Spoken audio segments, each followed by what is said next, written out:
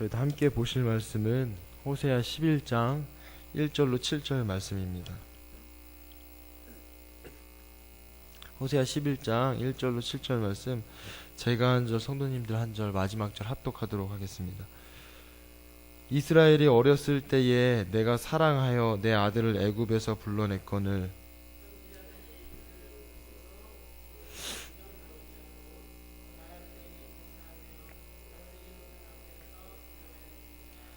그러나 내가 에브라임에게 걸음을 가르치고 내 팔로 안았음에도 내가 그들을 고치는 줄을 그들은 알지 못하였도다.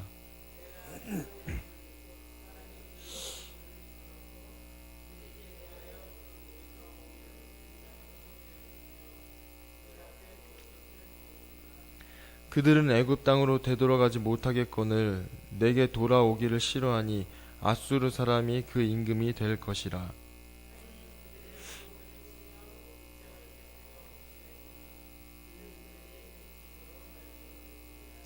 함께 읽도록 하겠습니다.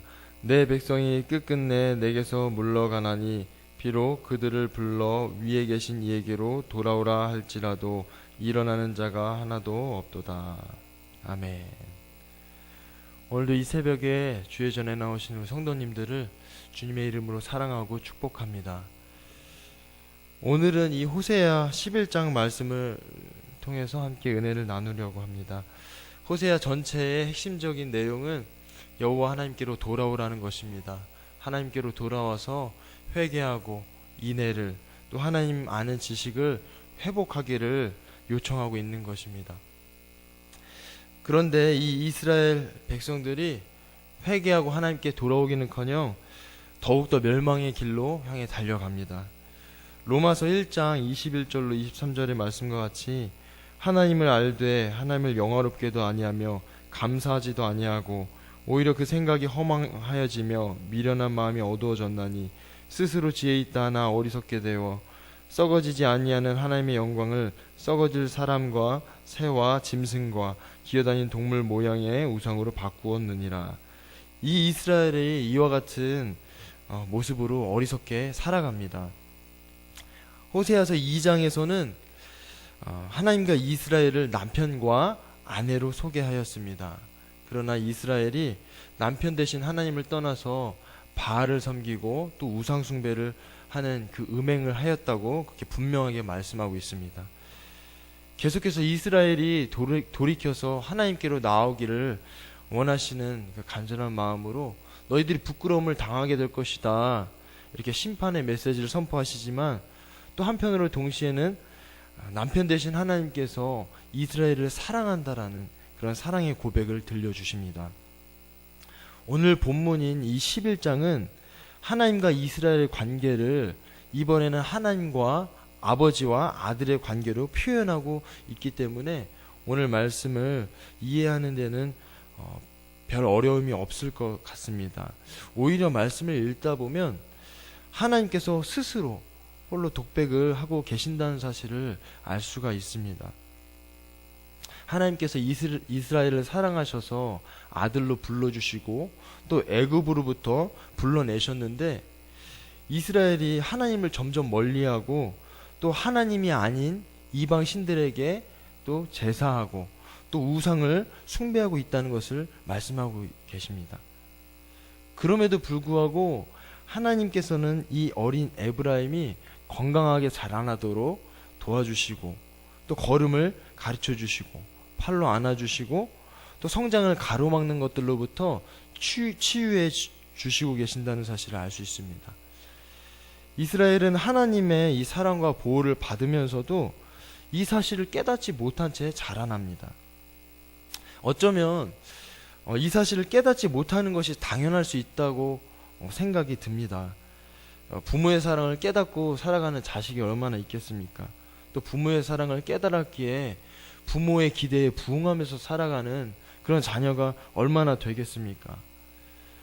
여전히 이방신을 섬기고 우상을 숭배하지만 이 하나님께서 항상 이스라엘이 선한 길로 갈 수 있도록 그들을 이끄셨고 또 그들이 멍에를 짊어지는 삶이 아니라 하나님 안에서 자유하는 삶을 살아갈 수 있도록 인도하셨습니다. 그러나 이스라엘이 자라나면서 결국은 아버지 뜻에 불순종하고 또 아버지를 완전히 떠나버립니다.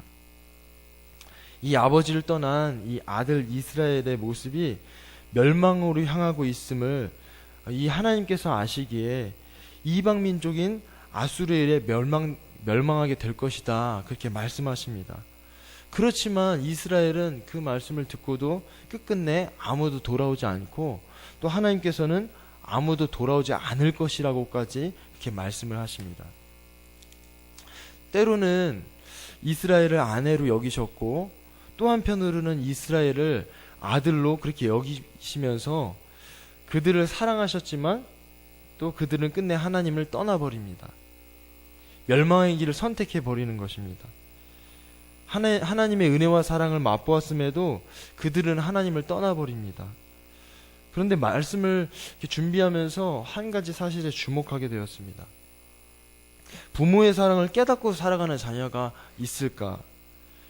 부모의 사랑을 맛보고 그 부모의 사랑이 무엇인지 알면서 살아가는 자녀가 얼마나 있을까? 또 부모의 마음을 흡족하게 하면서 살아가는 자녀가 얼마나 있을까? 자녀가 스스로 내가 부모에게 효도하고 부모의 마음을 흡족하게 한다고 그렇게 생각하면서 살아갈 수 있지만 그건 언제까지나 자녀들의 생각 아니겠습니까?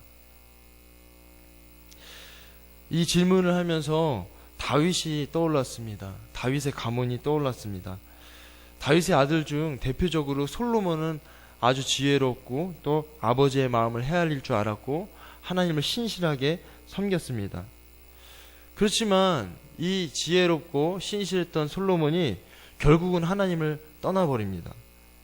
아버지 다윗의 마음을 헤아릴 줄 알았고 또 아버지를 통해서 하나님을 어떻게 섬기는지 어떻게 심실하게 섬겨야 되는지도 배웠음에도 불구하고 결국은 그 아버지의 가르침을 떠나버리고 결국은 하나님을 멀리하고 우상을 숭배하고 하나님을 떠나버립니다.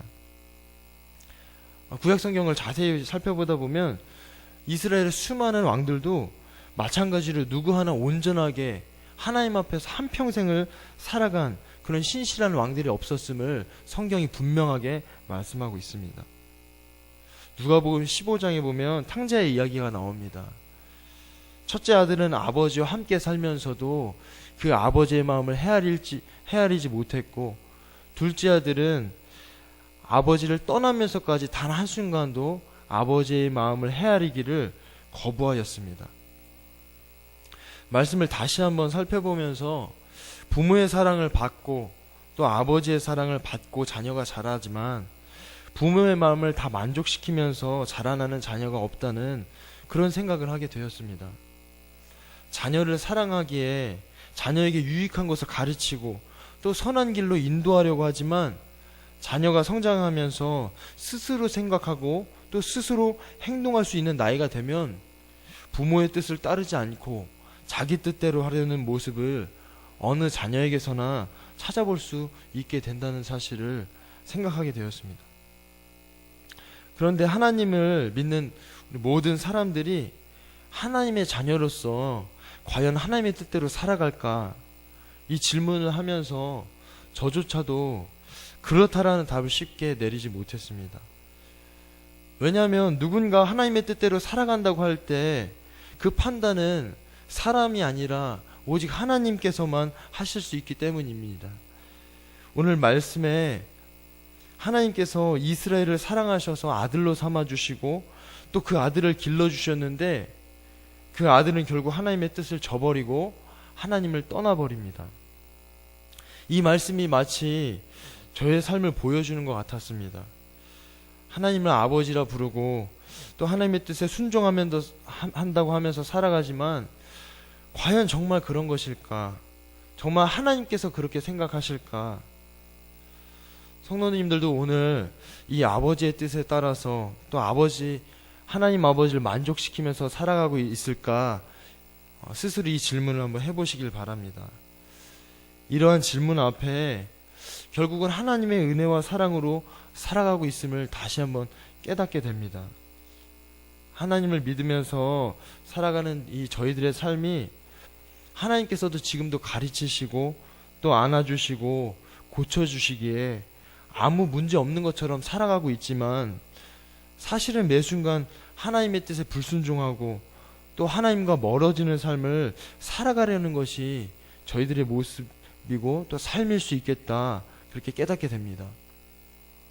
오늘 하루를 살아가시고 또 한 주간을 살아가시면서 처음 예수님을 믿게 되었을 때 그 모든 것을, 작은 것 하나까지도 하나님께 아뢰시면서 그 영적으로 그 어린 시절을 떠올리시면서 다시 한번 모든 일에 하나님의 뜻을 구하시고 또 하나님의 가르침을 구하고 철저히 하나님을 의지하시면서 그분의 은혜와 사랑을 또 누리시고 그 안에서 살아가시길 바랍니다. 하나님께서 사랑하시는 이 하나님의 자녀로서 무엇 하나 스스로 작다고 여기지 마시고 어떤 것이든지 가장 먼저 하나님께 아뢰고 또 하나님을 의지하시면서 살아가시는 그러한 저와 성도님들 되시기를 간절히 소망합니다. 기도하도록 하겠습니다. 사랑하는 하나님 아버지, 오늘도 저희들을 주님의 전으로 불러주셔서 이 새벽 첫 시간 하나님을 예배하게 하심에 감사드립니다. 늘 하나님의 뜻을 저버리고 하나님을 멀리 떠나버릴 저희들이건만 한량없는 은혜와 사랑으로 저희들을 붙잡아 주시고 불러주심을 감사드립니다. 단 한순간도 놓지 않으시고 포기하지 않으시는 그 하나님의 사랑을 저희들이 잊지 않도록 성령께서 도우시고 인도하여 주셔서 하루를 살아가고 한 주간을 살아갈 때 한순간도 주님을 놓지 않고 의지하며 살아가는 저희들이 되도록 인도하여 주시옵소서. 무엇보다 아버지의 마음을 조금이라도 흡족하게 해드리는, 조금이라도 기쁘시게 해드리는 한 주간의 삶을 살아갈 수 있도록 성령께서 붙잡아 주셔서 아버지의 뜻에 순종하고 아버지께로 더 가까이 나아갈 수 있도록 인도하여 주시옵소서.